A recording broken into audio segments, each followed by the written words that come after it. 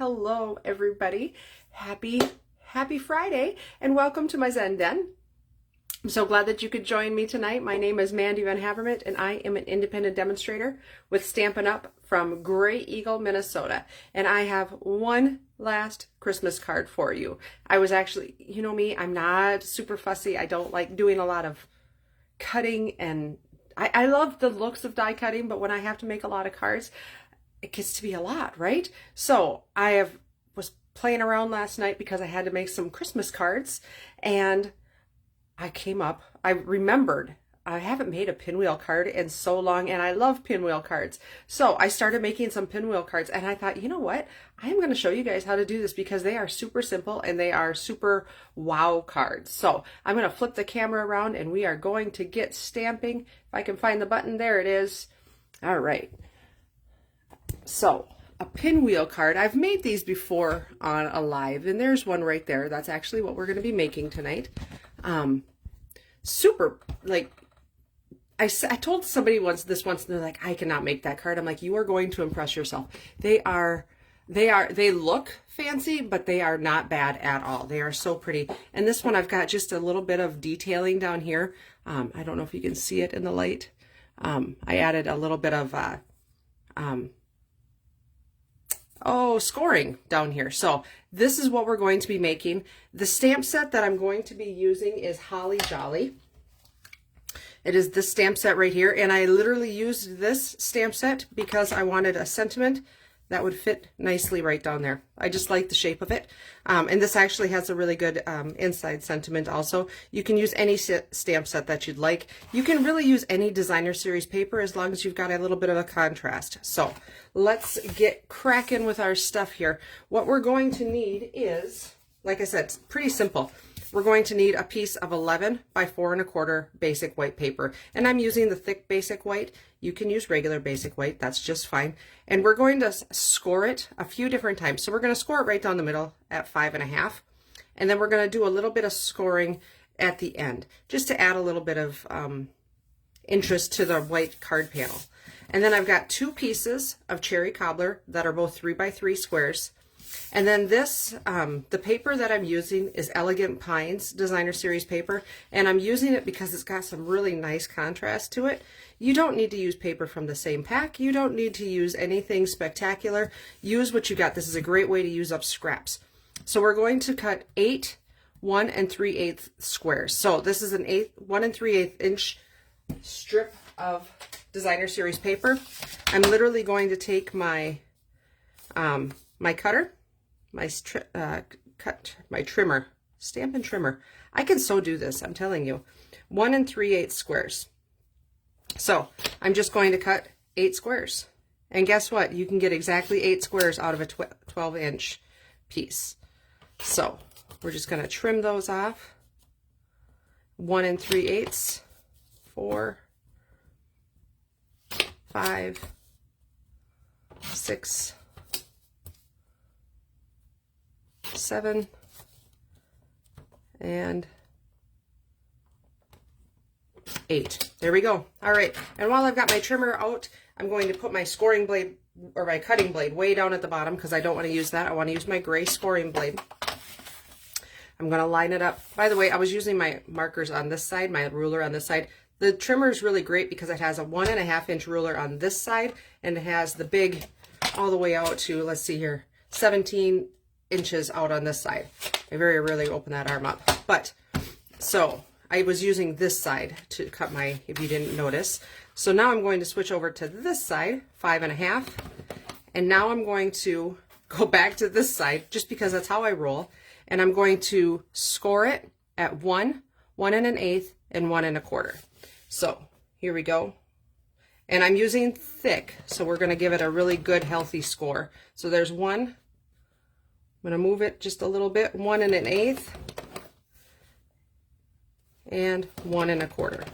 And that's just going to put some pretty little lines down there. I don't know if you can, it's really hard to see that, but it adds just a little bit, and I like it. So it's another little tip for your paper trimmer. So we'll fold and score that. Our card base is ready. So let's build the guts of it, our pinwheel right there. Looks really fancy, not too tough at all. Here's what we're gonna do. I suggest using glue. You can use whatever you'd like. But we're going to take our piece there and we're going to line it up like that. And I don't use grid paper. I totally eyeball this. If you want to use grid paper and figure out the triangles and things like that, I will tell you, knock yourself out.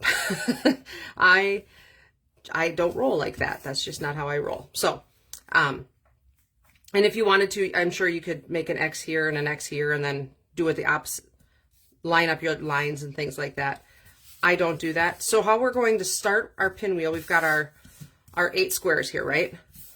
Turn 4 of them over.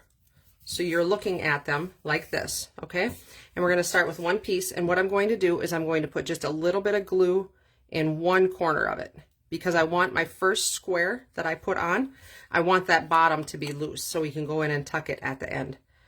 And then we're going to leave a nice border right around the outside. So we're going to press that down. Okay. And so now the next one we're going to put with this side up. So we're going to put some glue on the back of that. And we're just going to build it, leave roughly the same amount. The first 2 are the trickiest. I'll be honest with you. Those are the trickiest 2. After that, it's pretty simple. Now you're going to,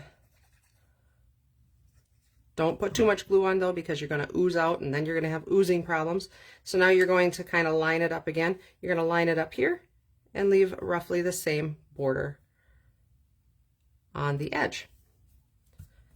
And we're just going to work our way all the way around our pinwheel.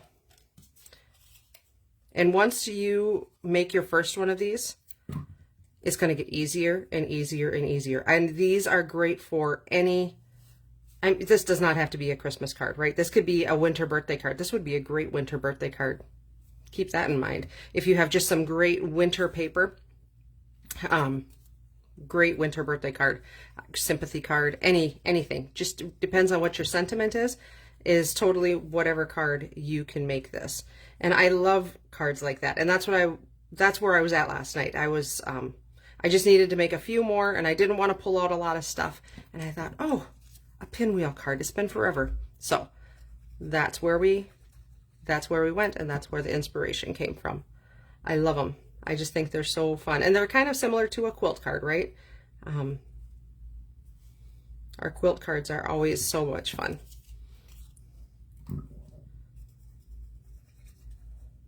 And this paper is just the best. I didn't order the bundle, but I did order the paper, and I just loved it. It was one that I used almost all of it up. So that's pretty much all I have are strips left.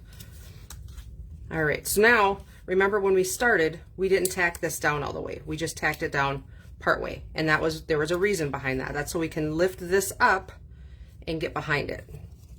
So make sure you put your glue on the correct side. Okay, and now you're going to tuck that in there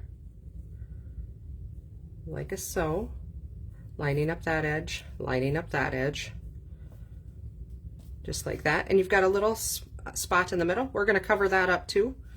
And so now I've got this little piece here. We're just going to take our dot of glue, put a little dot in there, hold that down, and voila. There is your pinwheel. See, I'm telling you, it was really not too difficult. If you don't have, these are the traditional sparkly and sequins. I love them because they're nice and flat. They are going to go through the mail beautifully. If you don't have these and you have sparkly paper or some other paper and you want to just put a circle in the middle, go for it. That's a great idea.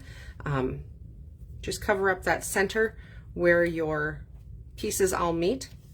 And if you ended up with a bigger center for some reason, then use a bigger circle, and that's just fine. All right, so now our card, our pinwheel is going to go right on there like that. So you can go directly, if you're a symmetrical kind of person and you want to put it direct, straight, that way you can. I like it kind of wonky because that's how I roll. So that's how I'm going to put it on there. And going to use my seal, because I do like my seal better. I just do. All right, and so we're going to put that on. Like I said, I'm going to turn it just a little bit. So it's not perfect, but it's the way that I like it. All right, so now I'm going to pull out my Cherry Cobbler ink, and we're going to give this a little blessing, because guess what? We're going to stamp directly on there.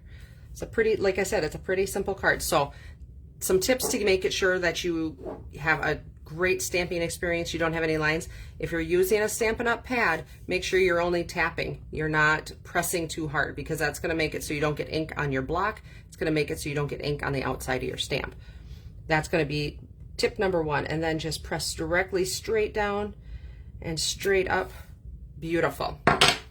While I've got my ink pad open, I'm going to put my inside sentiment in there. May the spirit of the season bring you hope and happiness and love. I love it. Beautiful inside, just like that. All right, and since I've got them, I'm going to add just a couple of little charms here. I don't have a take your pick tool, so we're going to do it the old-fashioned way. I'm going to use my fingers. There's one. There's 3 sizes, so let's use 3 different. Where'd it go? There it is. So I've got my 3 sparkles on there, just like that. So there is your Pinwheel card. Again, you can switch that up to use any designer series paper, any different colors, any different sentiments. Totally could. It's such a versatile card. I love it. I just love that. So I will say goodnight, and I hope to see you back here again next Friday night. Thanks so much for watching. Bye-bye.